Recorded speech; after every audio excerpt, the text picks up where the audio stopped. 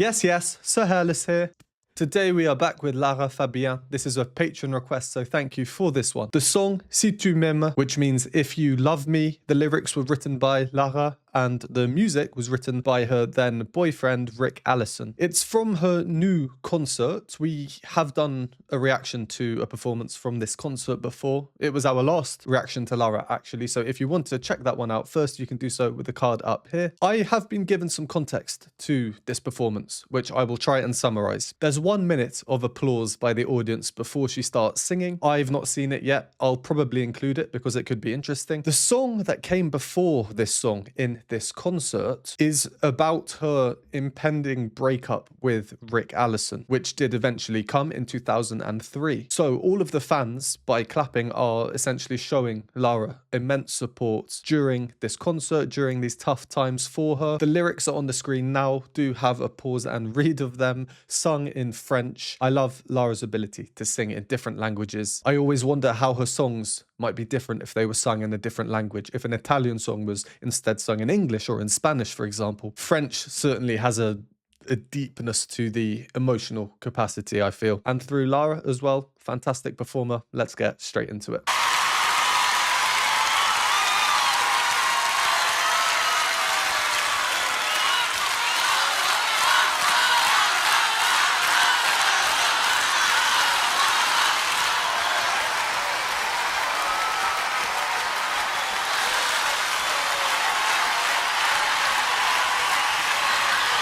Oh, they've even put a translation in the video itself of this sign. Your girls are proud of you. Very nice. You can see Lara is really emotional.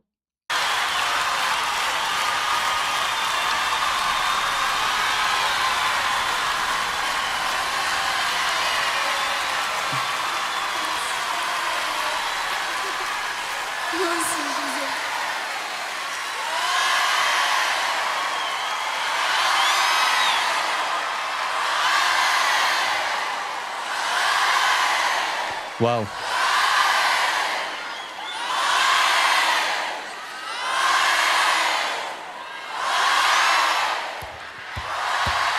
Merci, je vous aime, merci. Ah, it gets the body going, it gets the emotions going for sure. And if that can get us emotional sitting here, imagine how she feels mid-concert about to perform. Well, she certainly looks very, very happy. I do wonder where all these people are now. 20+ years ago.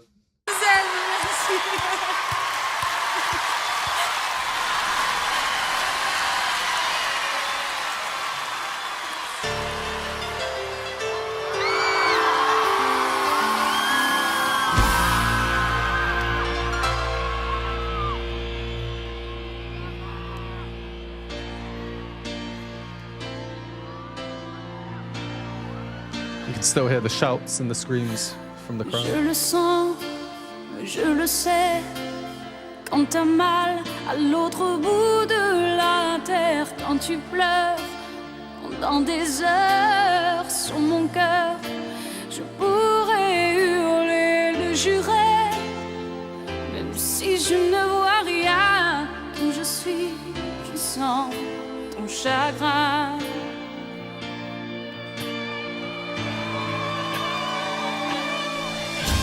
Quand je me vois sans tes mains et sans tes bras, je ne peux plus respirer. J'entends si souvent le chant du vent qui vient pour me ramener vers tes langues. Sous ton ciel d'Irlande, quitter ma vie sans préavis.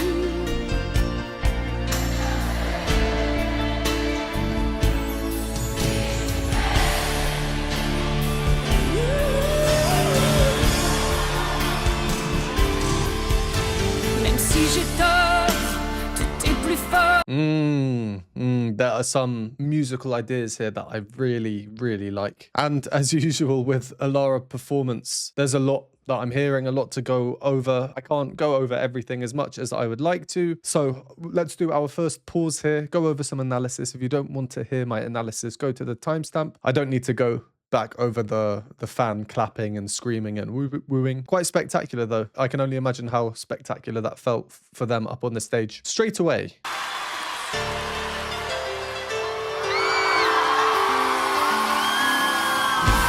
Really nice piano intro. It's quite intense. It has this rhythmic ambiguity to it. Maybe it's just me. I was questioning, is that triple time? Or, well, it's not. 1, 2, 3, 4, 1, 2, 3, 4, 1, 2, 3, 4, 1, 2, 3, 4. Tempo rubato coming in towards the end, literally meaning in robbed time. The pianist is slowing down. The pianist, by the way, is Pierre Cremade, I believe. Well, it's the same concert as our last Lara video, so it should be the same pianist. Don't know about you, but with the piano intro like that, I mean, we can't make assumptions because it's the start of the song. And if a song starts like this, we can expect there to be more coming in, more instruments, different types of sounds. And I like intros like that for that reason, because you don't know what to expect. It seems the fans know what to expect. They know the song. She was holding out the microphone to them and they were singing along with passion. Me, first time hearing this song, I don't know what to expect. So what comes in next? Just a single guitar chord, you know, like a electric guitar, much more of a grit to the sound than having an acoustic guitar, for example. And it's just creating suspense. That's all it's doing, creating suspense. The piano now chordal. I was expecting another rundown, but no.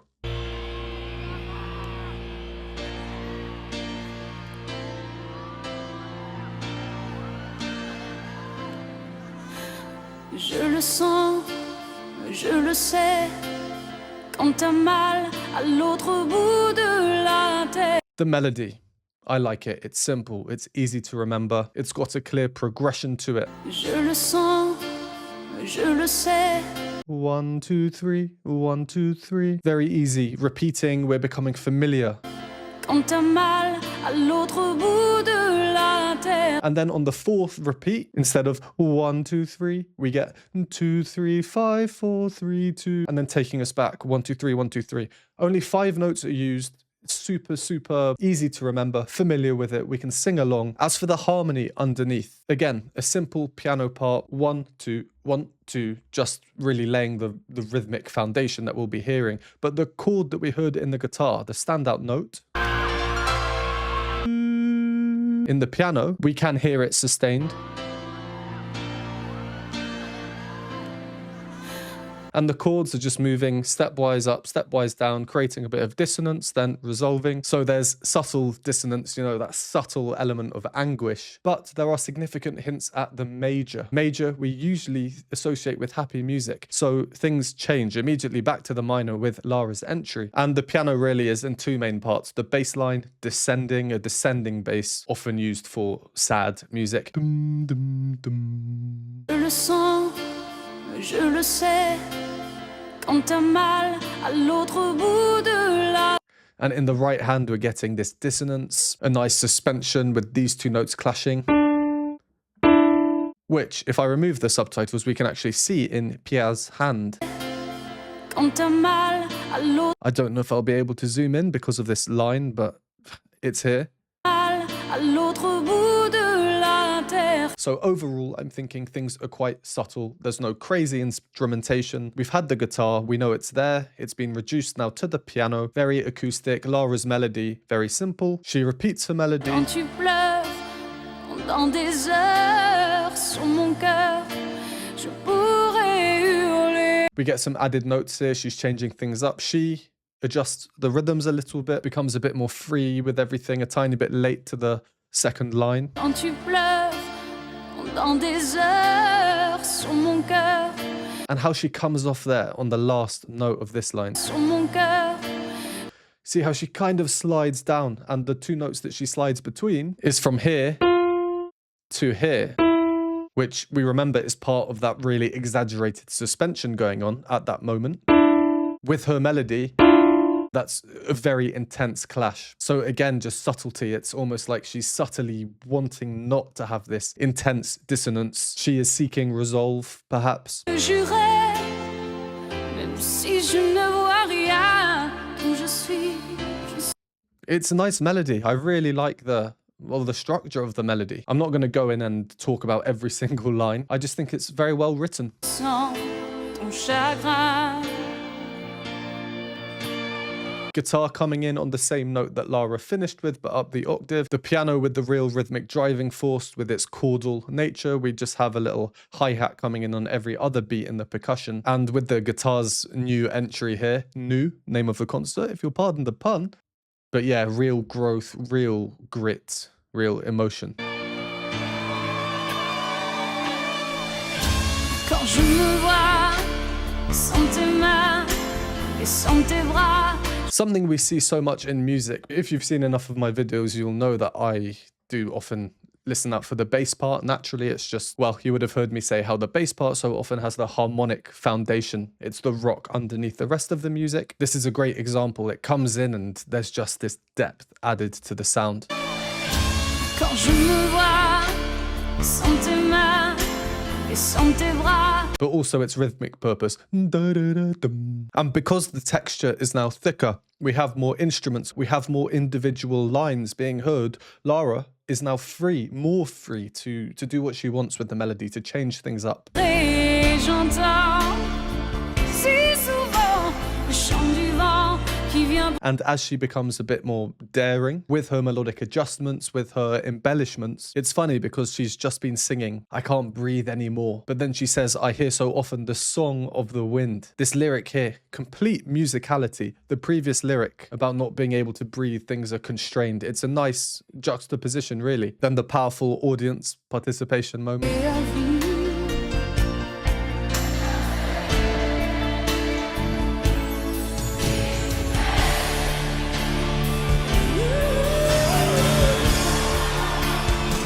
Drums, guitar, quite rocky at this point. That's where we paused, so let's carry on. Oh, just before we do, there was one thing I wanted to point out, and I'd like to hear your thoughts on this. We all hear the same music and we all think differently about it. This is the one part of the song that I think is a bit cheesy, if I can use that word. Overall, I really, really do like it. But yeah, I'm just curious to see if you agree or heavily disagree with me. The piano part here. Quitter ma vie sans préavis.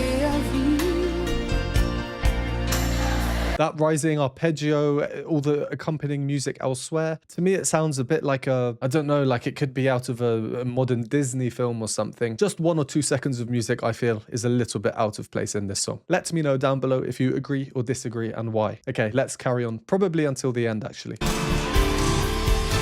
Même si j'ai tort, tout est plus fort que la raison. Tout est plus fort que ton nom que je redis et que j'écris sans arrêt sur les écrans de ma vie. J'espère que chacune des aurores que tu vois me mènera à ton corps. Je suis très doux.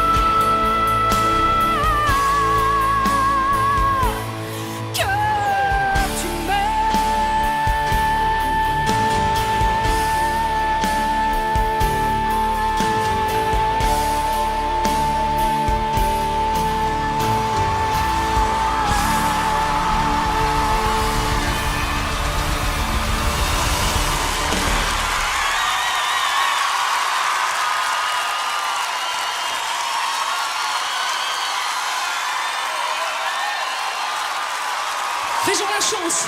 Et Daniele Ranallo. Lara? Lara? Who was speaking to her? Who was speaking to her? Well, she went on for that last note as well, didn't she? Que tu m'aimes.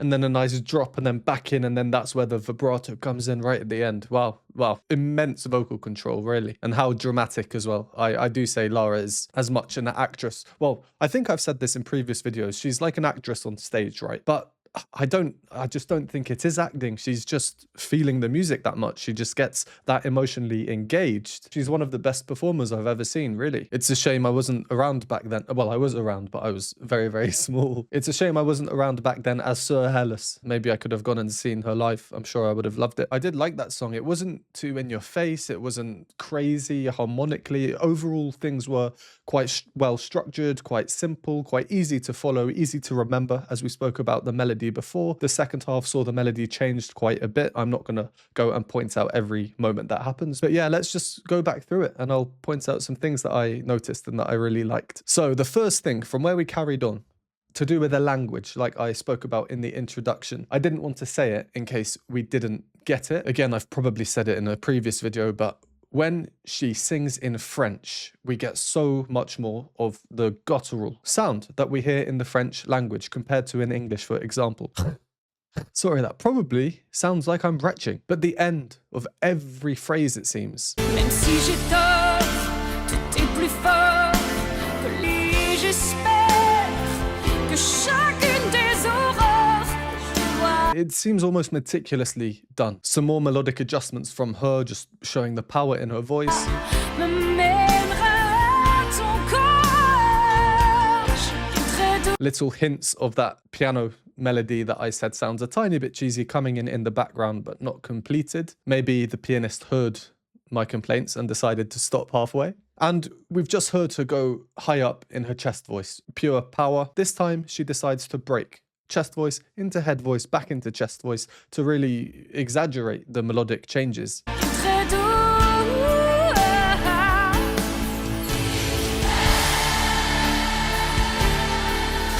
And I just noticed as well that the crowd is actually sat down. At the start, everyone was standing up, which I guess makes it even more powerful. The fact that they have consciously stood up and are giving her this huge applause. I think there was a bit of a Mexican wave in there as well. Yeah, always nice to see from a seated concert. I was surprised at how much the audience sang here.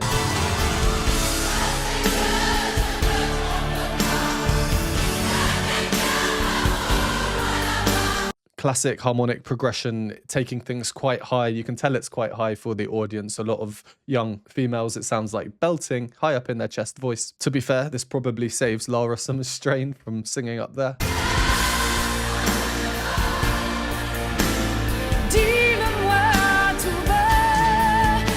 It's quite funny how she takes the microphone back for the lyrics. Tell me softly. The crowd definitely were not singing that softly.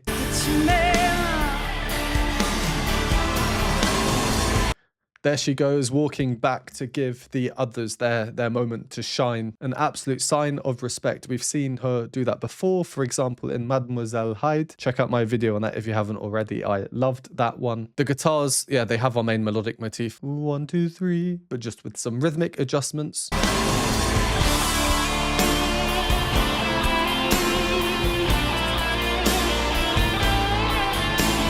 I just think these guitar solos fit really well, especially when they are moving in parallel motion with each other.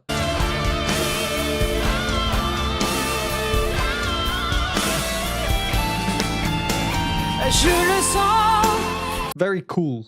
Just very cool. Sorry, I'm just going to jump back a bit because there was something that stood out to me at the time and I just couldn't find it, but I found it now. It's the importance of the inner parts in these arrangements. So if you can, listen out for one of the guitar parts that goes something like...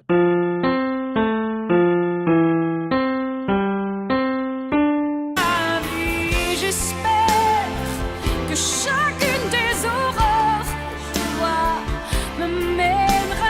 Now, that was what I was hearing, really accentuating not only the harmony, outlining each chord that we hear, but also the rhythms 1, 2, 3, 4, 1, 2, 3, 4. But then, just after that, if you could pick out that part, you'll notice that it changed a bit rhythmically. Instead of playing on all 4 beats, it then only played on beats 2 and 3. Cha, cha, cha, cha. Les aurores, je vois, me mènera à ton corps. It's just a little thing, a small line, a seemingly insignificant line, but I do think with these arrangements, everything is just really carefully considered. And I just want to kind of bring attention to all the contributions here. Well, I can't do all of them, but at least some of them, no matter how big or small. That's what a performance is at the end of the day. It's a combination of all of these little things and little changes that you get across all of the performers, all of the instruments, working together, unifying to create this sound. And in a case like this, the audience as well, they play a very important role. And then just before the end,